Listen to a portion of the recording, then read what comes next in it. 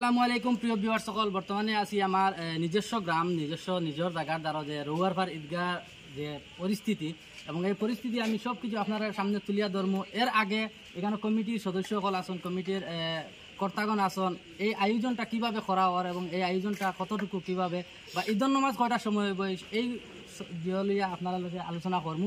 তারপরে আপনারা দেখবা এই জিনিসটা যেগুলো আজকে করা হয়েছে এই এলাকার যুবকসকল মিলিয়া এইসবে মিলিয়া যে আয়োজনটা করছেন বা যে আগামী ঈদ উল ফিতর উপলক্ষে যে মানে পরিকাঠামো যেগুলো জিনিস চলে আপনারা সামনে তুলিয়া ধরবো। তো সর্বপ্রথমে আমি এখানে আসুন কমিটির মানুষ, তার কাছ থেকে জানবো ঈদ উল ফিতরের নামাজ কয়টার সময় হইব বা এই পরিস্থিতি বা এই জিনিসগুলা যে কাজগুলো চলে আর কীরকম ওর বা কীভাবে ওর।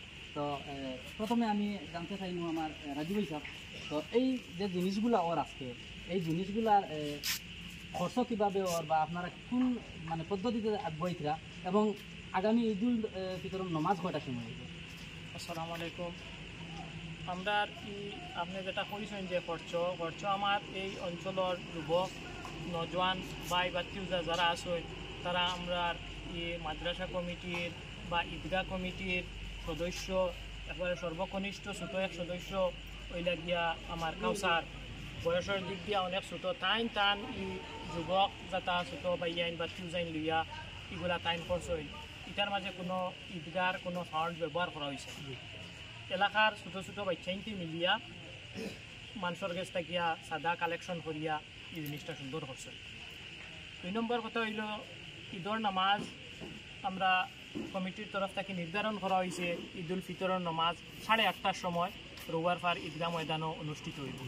এটার লাগে আমি রৌয়ারপাড় ঈদগাহ এলাকার প্রত্যেক ঈদর নামাজর বাইকলর কাছে অনুরোধ করিয়া যাতে সময়ের প্রতি লক্ষ্য রাখিয়া 8:30টার ভিতরে ঈদগাহ ইয়া পৌঁছার লাগিয়া আর 8:30টার সঙ্গে সঙ্গে ঈদর নামাজ অনুষ্ঠিত হইব।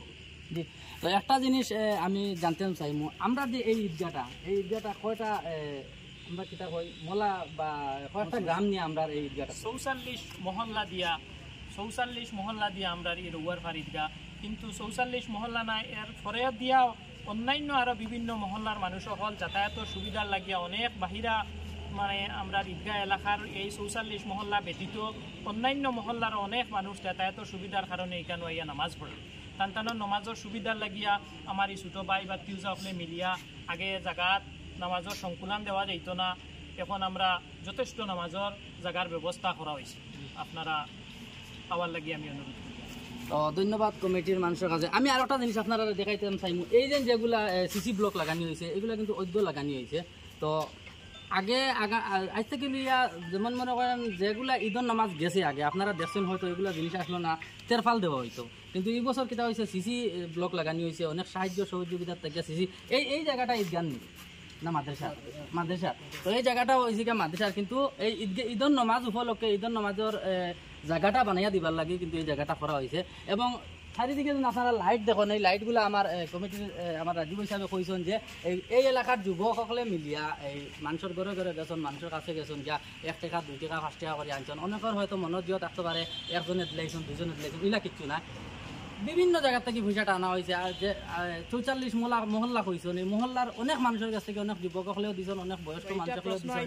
যে ঈদগার পয়সারে লাইটিং দিয়া কোনো অপচয় নি করা হয়, কিন্তু না আমরা ঈদগার যে পয়সা ঈদগাহ কমিটির কাছে দেওয়া হয় এটার থেকে কোনো করা হয়েছে, এটা টোটালি আলাদা পয়সা উঠানি হয়েছে।